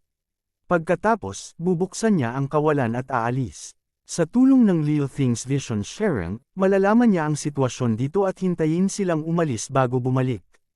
Matapos matanggap ni Nolan Ming ang remote command ni Ye Zuan, sinimulan niyang ipatawag ang lahat ng miyembro ng kanyang pamilya. Sa huli, direktang ginayuma ang dalawang babae. Sa ganitong paraan, malalaman nila kung sila ay mga especially iya na ipinadala ng Mo family o hindi. Ang dalawang babaeng ito ay hindi malakas at nasa ika-9 na antas lamang ng Nirvana Realm. Imposible naman. Gayunpaman, pagkatapos hanapin ng tatlong immortal level rank 6 powerhouses ang buong pamilya ni Nolan Ming, isa sa kanila ang biglang nagtanong, kakaiba iyon. Nabalitaan ko na nagdala ka ng isang tao na lalaki. Nasaan siya? Nang marinig ito, nanginginig si Nolan Ming at sinabing, pumasok lang siya sa akin para kumuha ng kung ano. Umalis na siya. Kung ganun, sumama ka sa akin. I can only let you go after confirming that he left. Sabi ng immortal level 6 powerhouse. Sige, tumango si Nolan Ming. Ito lang ang kaya niyang gawin. Sa kabutihang palad, mayroon si Ye Zuan ng Eyes of the Void. Kung hindi, mahihirapan siya. Kung nasa Shadow Fox Clan pa siya, siguradong mabibighani siya kapag nakatagpo niya ang 3 taong ito. Sa oras na iyon, ang kanyang kawalan ng kakayahan na gumayuma ay nakakaakit ng pansin. Walang pagpipilian si Ye Zuan kundi baguhin ang kanyang pagkakakilanlan. With the Mo family as a factor, I don't think it will be so easy to go in again. Paano ko malalaman kung nasaan sina Nolan Bing at Nolan Jia? Nababagabag si Ye Zuan. Kung ito ay isang ordinaryong pamilya ng tao, ang mga bagay ay magiging mas madali. Sa kasamaang palad, ito ay ang Shadow Fox Clan. Sa sandaling ito, nakarating na siya sa labas ng Shadow Fox Clan at nasa kalagitnaan ng pagpaplano. Sa sandaling ito, bigla niyang nakita ang isang malaking grupo ng mga figure na nagmumula sa abot tanaw. Ang kanilang aura ay nagpapalpitate sa puso ni Ye Zuan. Napakalakas nila, baka nasa ika-8 o ika-9. Naantas sila ng immortal level. Napataas ang kilay ni Ye Zuan sa gulat. Mayroong 3 hanggang 400 tao sa malaking grupong ito. Ang pinakamahina ay tila nasa ika-6 na antas ng immortal level, habang ang pinakamalakas ay nasa ika-8 o ika-9 na antas ng immortal level. Kahit si Ye Zuan ay hindi makita sa pinuno ng kanyang Eyes of the Immortal level. Rebirth State. Isang powerhouse ng Rebirth State ang talagang dumating. O Diyos ko, si Ye Zuan ay natakot. Ang mga taong ito kaya ay mga eksperto ng Mo family. Ngayong nagtipon na sila rito, maaaring gusto nilang sirain ang Shadow Fox Clan. Sa pag-iisip nito, naramdaman ni Ye Zuan na napaka-posible. Ang pamilya mo ay palaging nag-aaway kay Nolan Jia. Marahil ay nakatanggap sila ng balita tungkol sa pagbabalik ni Nolan Bing at Nolan Jia, kaya naghahanda muna silang mag-strike. Sina Nolan Bing at Nolan Jia ay reincarnator, at si Mo Xiaoyi, na isa ring reincarnator, ay nahulog na. Kung babalik sina Nolan Bing at Nolan Jia sa kanilang pick, ang Mo family ay nasa ilalim ng matinding pressure. Dahil dito, mas mabuting iwaksi ang lahat ng pagkukunwari ng kabaitan. F*6. Kung nandito talaga sila para pumatay, then this is my chance. Namilog ang mga mata ni Yezuan. Nag-aalala siya na hindi niya mahahanap sina Nolan Bing at Nolan Jia. Ngayong dumating na ang koponan ng Mo family, marahil ay direktang maalis si Nolan Jia. Hindi lang niya alam kung ang Shadow Fox clan ay nag-iwan ng Rebirth State Powerhouse, o kung lahat sila ay nakapasok na sa Land of Reincarnation. Kaagad, mabilis na sumunod si Yezuan.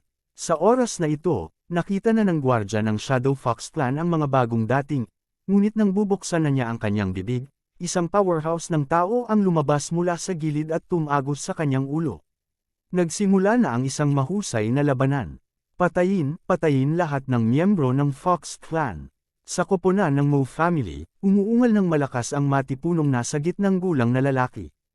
Oo, Ginoo. Ang malaking grupo ng mga eksperto ng Mo family ay lumusab, naghahanda na samantalahin ang oras na ang pamilya Nolan ay hindi pa nagre-react para pumatay muna ng ilang mga eksperto.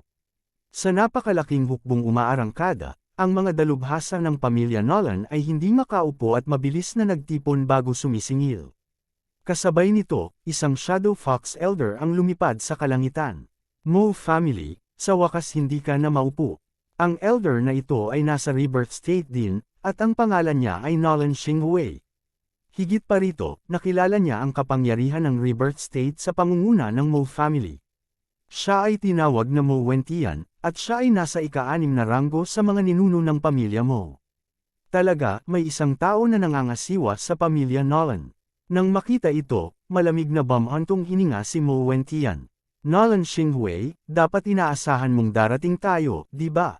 Siyempre, oras na para mag-away ang dalawang pamilya natin.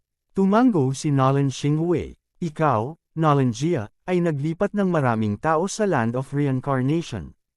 Ngayon, sa tingin mo ay mapipigilan mo kami sa iilan lamang na ito. Kinaikit ni Mo Wentian ang kanyang mga mata at nagtanong. Whether it works or not, malalaman natin pagkatapos nating mag-away.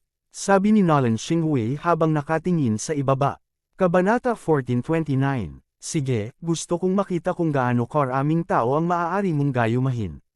Natapos magsalita si Mo Wentian at naghanda sa pag-atake. Sa lahat ng mga taon na ito, ang mga disipulo ng Mo clan ay sumasailalim sa pagsasanay sa pang-akit upang makita kung mayroon silang anumang pagtutol sa mga kasanayan sa pang-akit ng Fox clan. Ngayon, ang mga eksperto ng Nolan clan ay pumasok sa Land of Reincarnation upang maghanap ng isang bagay, kaya maaaring kunin ng Mo clan ang pagkakataong ito upang maalis ang Nolan clan. Hindi na gustong magsalita pa ng dalawang angkan at nagsimulang mag-away. Para naman sa mga angkan ng Shadow Fox sa ibaba na hindi sapat ang lakas, mabilis lang silang umatras. Lumaban hanggang magkasugat ang magkabilang panig. Sabi ni Yezuan sa kanyang puso. Natural na gusto niyang sumali sa labanang ito. Wei Zhenchen, Immortal level na ika-6 na antas. Lumang Puno, Immortal level na ika-5 antas. Luo-luo, Immortal level na ika-5 antas. Ang apat sa kanila na magkasama ay hindi dapat magkaroon ng problema sa pakikipaglaban sa isang immortal level na 8th level powerhouse na mag-isa. Ang labanang ito ay magiging isang mahalagang springboard para kay Yezuan. Boom! Sa wakas ay naglaban ang dalawang reincarnated being sa hangin, nagpakawala ng nakakabinging tunog. Ito ay isang senyales. Ang mga tao mula sa dalawang angkan ay sumalakay din pagkatapos nito. Ang labanan ng ganitong sukat ay karaniwang magsisimula sa isang pag-atake ng grupo, nakikipagkompetensya para sa lakas ng putok, at pagkatapos ay unti-unting isinasara ang distansya bago magsimula ng labanan ng grupo. Sa makatuwid, hindi maaaring sumali si Yezuan sa labanan noong una, ngunit maaari siyang pumunta at kolektahin ang mga samsam sa digmaan. Ang Mo clan ay dumating na handa at walang maraming bagay sa kanilang universe rings, ngunit iba ang Nolan clan ng Shadow Fox clan. Dagandong. Sa hangin, may tuloy-tuloy na tunog. Pagkatapos ng lahat, ito ay malapit sa 1,000 tao na nakikipaglaban, at ito ay tulad ng katapusan ng mundo. Sinamantala din ni Yezuan ang pagkakataon na makapasok sa Shadow Fox clan, ngunit itinago niya ang kanyang aura at nagtago. Madilim na ang araw ngayon, kaya hindi naiwasang gamitin ni Yezuan ang Dark Night Canopy. Biglang nagdilim ang langit at agad na natabunan ng araw. Anong nangyayari? Bakit biglang nagdilim ang langit? Maaaring ito ay kahangahangang kakayahan ng isang tao. Hindi malamang na ang isang kahangahangang kakayahan ay maaaring magdulot ng gayong kapaligiran, ngunit hindi nito mababago ang lagay ng panahon ng biglaan. Gayunpaman, hindi ito nakaapekto sa labanan sa pagitan ng dalawang panig. Pagkatapos ng lahat, ang mga figure ng grupo sa himpapawid ay hindi kailanman nawala, at ang tunog ng pagbangga ng Truchi ay nagpapaliwanag sa kanila. Sa sandaling ito, mayroon ng mga taong nahulog. Ang mga bangkay ay nahulog mula sa langit, kabilang ang mga mula sa Shadow Fox Clan at ang Mo Clan. Nagtago si Yezuan sa kadiliman at mabilis na pinuntahan ang mga bangkay. Siya lang siguro ang naglakas loob na kolektahin ang mga bangkay sa lupa. Kung tutuusin, masyadong matindi ang labanan sa himpapawid. Kung hindi siya mag-iingat, maaapektuhan siya ng kanilang mga pag-atake. Gayunpaman, hindi natakot si Yezuan. 1, 2, 3 bangkay. Tinulungan siya ng Truchi ni Yezuan, luo-luo-luo, luo-luo, at luo-luo. Napakabilis, nakakolekta siya ng 20 bangkay, na naging sanhi ng paglaki ng paglilinang ni Yezuan. Tuldok tuldok tuldok tuldok tuldok tuldok tuldok tuldok tuldok tuldok tuldok tuldok. Sa sandaling ito, biglang inatake ng isang walang kamatayang level 5 na eksperto si Yezuan. Nakita niya si Yezuan na kinokolekta ang mga bangkay, at mukhang wala siyang mataas na ranggo, kaya diretso niya itong inatake. Gayunpaman, hindi niya inasahan na hindi siya makakalapit kay Yezuan. Bang! Biglang nagliyab ang apoy. Ang lumang puno, na nagbagong anyo sa espiritu ng abuo, ay biglang gumamit ng natitirang alab para sumugod sa kanyang harapan. Pagkatapos, naghagis siya ng suntok at diretsyong tumusok sa dibdib niya. Masyadong malakas ang residual flame skill ng Old Tree. Sa kanyang kasalukuyang ranggo, bagamat nakakagawa lang siya ng isang residual flame clone sa isang pagkakataon, sapat na iyon. Pareho silang immortal level na level 5, ngunit ang ekspertong ito mula sa angkan ng Shadow Fox ay hindi nakayanan ng isang suntok. Whoosh whoosh whoosh. Sa isang kisap mata, ang bangkay ng dalubhasa sa Shadow Fox Clan ay nasunog at naging abo, na naiwan lamang sa likod ng isang universe ring at isang sandata. Hindi nakapagtataka na ang nakamutate na Old Tree ay makakalaban ni Wei Zhenchen sa isang draw. Napakalakas pala niya. Haha, hindi pa ako naging ganito kasarap. Ito ang unang labanan ng Old Tree sa isang kaaway pagkatapos ng kanyang mutation. Bukod dito, isa itong one-hit kill. Ito ay nagpadama sa kanya ng mahusay, at ang kanyang layunin sa pakikipaglaban ay kasing lakas ng kanyang apoy. Sa ganitong paraan, gumaan ang loob ni Yezuan. Wei Zhenchen at ang matandang puno ay hindi mamamatay. Luo-luo, kailangan mong mag-ingat. Sabi ni Yezuan kay Luo-luo. Oo, Master. Masunerang tumugon si Luo-luo, naging daloy ng liwanag at patuloy na gumagalaw. Bukod sa grupo ng mga tao sa taas, walang makakakita sa kanya sa eksena. Maliban na lang kung mayroong walang kamatayang level 7 o level 8 na eksperto, hindi siya magiging banta. Ang bilang ng mga bangkay ay patuloy na dumami. Hindi nagtagal, nakolekta ni Yezuan ang halos 100 bangkay. Kasabay nito, may narinig siyang system notification. Ding! Nakalusot ang host. Kasalukuyan kang nasa immortal level 5. Nakalusot si Yezuan at ang kanyang kakayahan ay tumaas ng husto. Ngayon, kwalipikado na siyang lumahok sa labanan sa tuktok. Matandang puno, Wei Zhenchen, Luo-luo, kayong tatlo ay magkakasamang lalaban, sabi ni Yezuan sa kanilang tatlo. Okay. Sabay-sabay na tugon ng tatlo, saka tumalon sa langit. Nasa panig sila ngayon ng pamilya mo, inaatake ang pamilya Shadow Fox. Nakalunok si Yezuan ng immortal level 5 Burning Sky Peel on the spot, na nagpapataas ng lakas ng kanyang flame attack. Tinarget niya ang isang eksperto sa pamilya ng Shadow Fox na umaatake mula sa malayo at naglunsad ng pag-atake. Pagsabog ng layunin ng pagpatay. Walang katulad na Flame Dragon Slash. Ang pag-atake na ito ay sapat na upang banta ang isang immortal na antas ng level 8 na eksperto. Bukod dito, mayroon na ngayong kakayahan si Yezuan na tinatawag na Unicorn Deterrence. Ang hinalinhan ng Unicorn Deterrence ay tinawag na Monster King Deterrence. Maaari nitong mapataas ang lakas ng pag-atake ni Yezuan laban sa mga hayop. Gayunpaman, ito ay epektibo lamang laban sa mga demonyo at makalangit na mga hayop.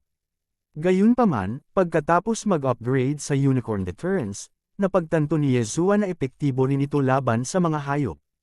Kailangang malaman ng isa na ang Unicorn Deterrence ay na-upgrade ng 10 beses.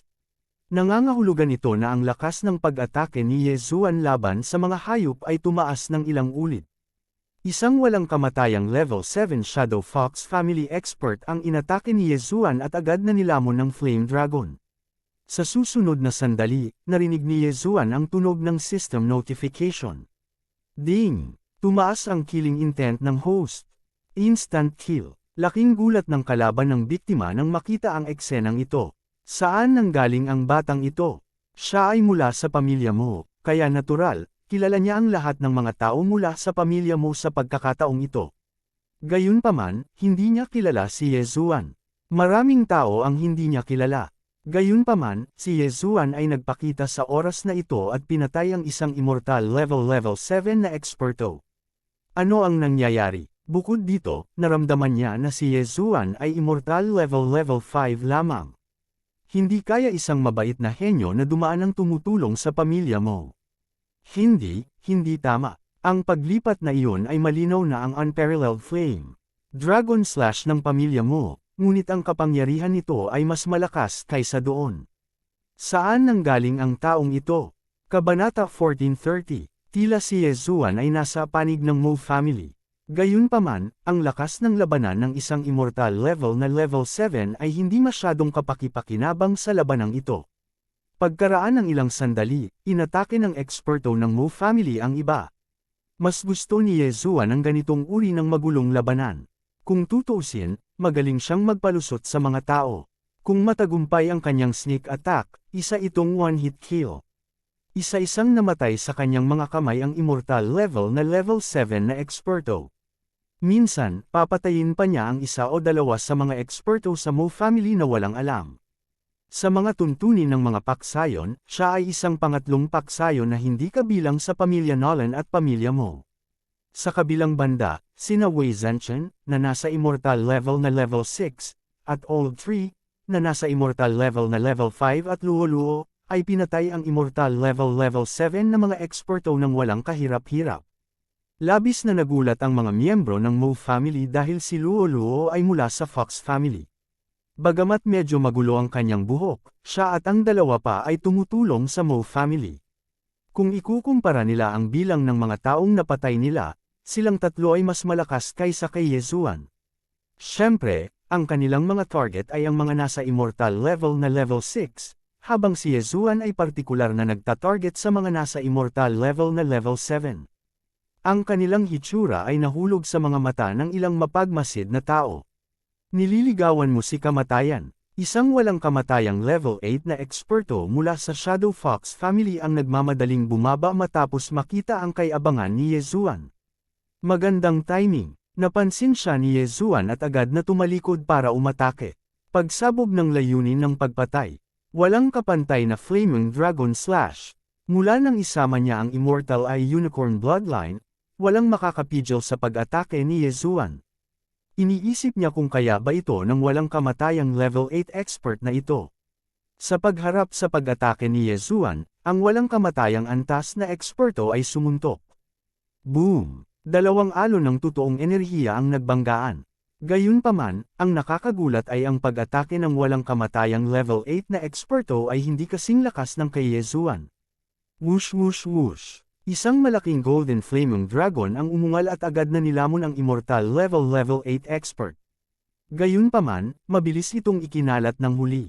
Ngayon lang, nagamit na ng immortal level rank 8 powerhouse ang lahat ng kanyang lakas. Hindi niya inaasahan na mas mahina ang kanyang atake kaysa sa kanyang kalaban. Gayunpaman, nahulaan niya na ang kanyang kalaban ay maaaring nasunog ang kanyang habang buhay. Ang Immortal Divine Phoenix Bloodline, ang Immortal Eye Unicorn Bloodline, ang Burning Sky Peel, ang Unparalleled True Flame Dragon Slash, ang Sword God Bloodline, ang Killing Intent Explosion, ang Unicorn True Energy, at ang Assassination Mode lahat ay ginawa ang mga pag-atake ni Yezuan na hindi maihahambing na malupit. Ang strike na ito ay kukuha ng iyong buhay. Mabilis na inayos ng Immortal Level Rank 8 Powerhouse ang kanyang mentality. Sa pagkakataong ito, sinunog niya ang 10 taon ng kanyang buhay para patayin si Yezuan. Ngunit ang hindi niya alam ay naghahanda rin si Yezuan na patayin siya sa isang suntok. Panahon na para sumabog. Ang mga mata ni Yezuan ay kumislap na may layuning pumatay. Death warrant. Mata ng assassination. Biglang nawala si Yezuan sa harap ng malakas na anino ng kamao ng kanyang kalaban at muling lumitaw sa likod ng kanyang kalaban. Isang kapistahan ng pagpatay. Pagsabog ng layunin ng pagpatay. Walang kapantay na True Flame Dragon. Slash! Biglang umatake si Yezuan. Bagamat hindi niya sinunog ang kanyang buhay para sa pag-ataking ito, sapat na yun para patayin ang Immortal Level Rank 8 Powerhouse na tila walang pagtatanggol.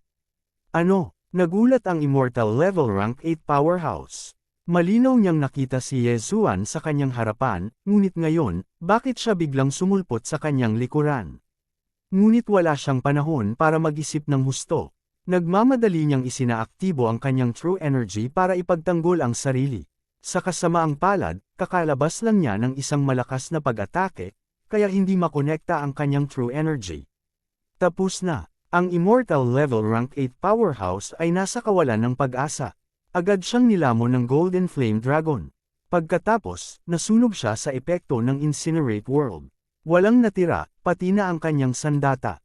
Bago ito, ginamit na ni Yezuan ang All Creation Strength para protektahan ang kanyang Universe Ring. Ding! Tumaas ang killing intent points ng host. Ang Immortal Level Rank 8 Powerhouse ay nagbigay kay Yezuan ng malaking halaga ng killing intent points. Kasabay nito, nagkaroon din ng 40% na pagtaas mula sa killing intent explosion. Ngunit sa susunod na sandali, ang pagtaas ay biglang tumaas sa 60%. Dagandong, sa hindi kalayuan, biglang nag-apoy ang apoy sa kalangitan. Lumalabas na ginamit ng Old Tree ang Blazing Shield para sumipsip ng maraming pag-atake bago sumabog. Sa isang iglap, 6 hanggang 7 powerhouse ang napatay. Magaling, hindi mapigilan ni Yezuan na purihin. Ang 60% na pagtaas mula sa Killing Intent Explosion ay lubos na nagpapataas ng kanyang lakas. Ngayon, hindi siya mababa sa alinman sa mga powerhouse ng Immortal Level Rank 8. Ang tanging pinagsisisihan ay hindi magagamit ni Wei Zhenchen ang Blade Storm. Kung hindi, ito ay magiging kahangahangang. Para sa labanang ito, pinakilos ng pamilya mo ang lahat ng kanilang puwersa. Hindi lang sila nagpadala ng Rebirth Realm Powerhouse, ngunit nagpadala din sila ng 6 na Immortal Level Rank 9 Powerhouses. Sa kabilang banda, nagpadala rin ang Nolan family ng 6 na Immortal Level Rank 9 Powerhouses.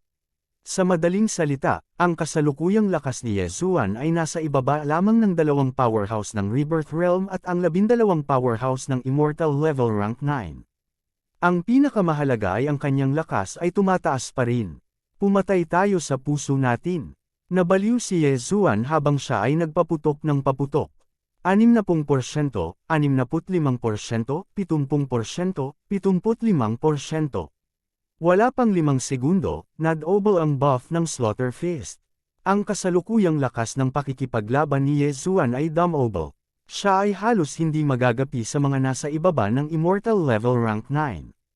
Walang makakapigil sa isa sa kanyang mga pag-atake maliban kung sinunog nila ang higit sa 50 taon ng kanilang habang buhay. Nagkaroon ng pamantayan para sa pagsunog ng habang buhay. Ito ay hindi bababa sa 10 taon, na sinundan ng 20 taon, 50 taon, at 100 taon.